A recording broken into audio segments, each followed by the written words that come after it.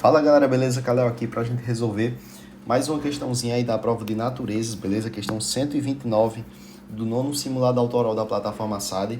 Questãozinha de física aí, galera, muito legal pra vocês. Bora ver aí o que ela tem pra gente. Com base nas especificações da nova montagem, o rendimento elétrico desse circuito deve ser classificado como... Vamos lá, galera.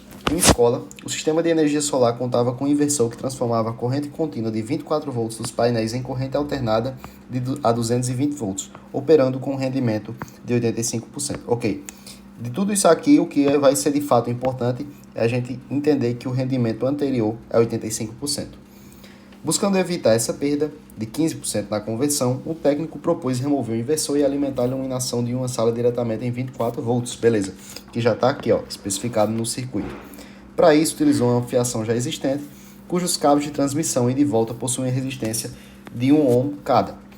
Na sala, operam 4 lâmpadas de LED idênticas, cada uma com uma resistência de 10 ohms, beleza? Então, essas lâmpadazinhas aqui, galera, possuem cada uma 10 ohms, perfeito?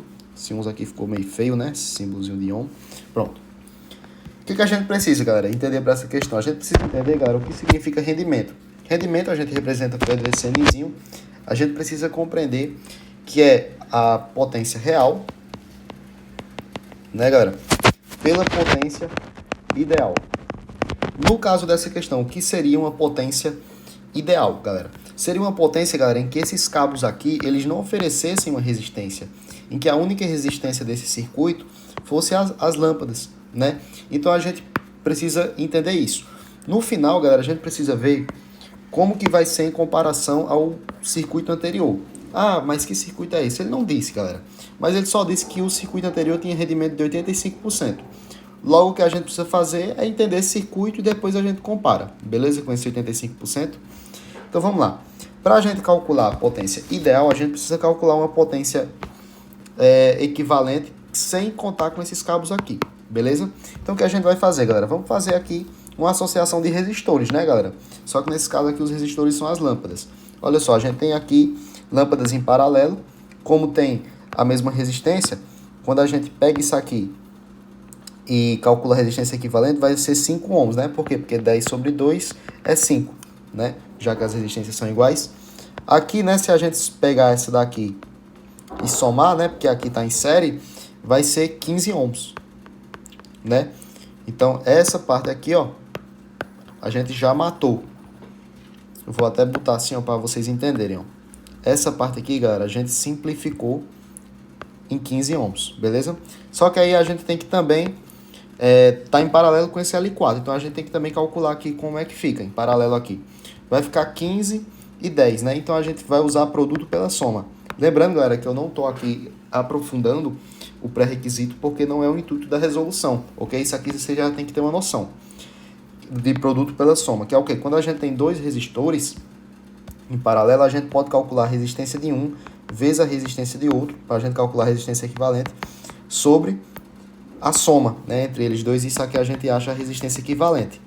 Isso daqui que eu usei, galera, é o quê? Quando a gente tem resistores iguais em paralelo, a gente só divide a resistência de um deles pela quantidade de resistores, ok, galera? Isso aqui é os dois pré-requisitos, digamos assim, que eu utilizei. E é claro que se tiver em série, né, a resistência equivalente em série é simplesmente a soma das resistências. Beleza, galera? Então, isso aqui são as coisas que a gente precisa. Então, vou fazer agora, ó, 15 e 10, né? Então, vai ser 15 mais 10, 25. Ok, divide por 5 aqui, vai dar 5, vai dar 3. Vai dar 30 sobre 3, sobre 5, né? Vai dar 6. Beleza. Então, a potência ideal vai ser o que, galera? Vai ser 24 volts, que é o que... Eu vou usar essa fórmula aqui, galera. Por quê? Porque a tensão é constante, né? E a gente tem a resistência, então a gente tem que usar essa fórmula aqui, ó. Ou seja, eu vou colocar os 24 ao quadrado sobre a resistência equivalente disso tudo aqui, que é 6, né, galera? Galera, uma forma da gente resolver mais rápido essa conta é a gente abrir aqui o 24 vezes o 24. Se a gente divide 24 por 6, a gente tem 4. Se a gente multiplica 24 por 4, galera, a gente vai ter quanto, hein? A gente vai ter 96, não é isso? Então, a gente vai ter 96 watts. Essa daí, galera, é a potência ideal, 96 watts, beleza? Agora vamos para a potência real, galera.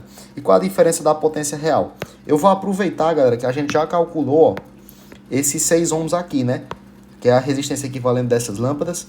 Agora a diferença, galera, é que a gente vai ter, ó, que somar com a resistência do cabo, que está em série, né, ó, com as lâmpadas, concordam comigo? Se a gente simplificou todas essas lâmpadas em um blocão de uma lâmpada só, com resistência equivalente de 6, então agora a gente só precisa, ó, somar com esses dois cabos.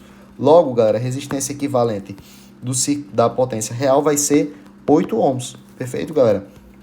A gente só somou, ok? Então, agora o que vai acontecer com a potência? Bora lá. A gente vai pegar o 24 ao quadrado sobre 8. A gente vai fazer a mesma técnicazinha. Vamos abrir o 24 aqui sobre 8. Divide 24 por 8. Isso aqui dá 3. 3 vezes 24 dá 72. Logo, a gente vai vir aqui, mais uma vez na fórmula de rendimento, e vai colocar o 72, que é a potência real. Ou seja, o que de fato acontece na realidade, quando a gente inclui esses cabos, é que fica 72 watts. A gente corta o watt com watt. Galera, quando a gente fez essa conta aqui, vai dar aproximadamente 75%, beleza, galera? Logo, se o sistema original era 85%, agora vai ser 75%, vai ser inferior.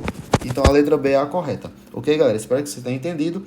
Lembrando que é uma questão que exige conhecimentos de circuitos, dessa parte de resistência equivalente, então calcular resistores em paralelo, em série, enfim. Tudo isso é importante, beleza, galera? Entender o que é rendimento também. Tamo junto, galera.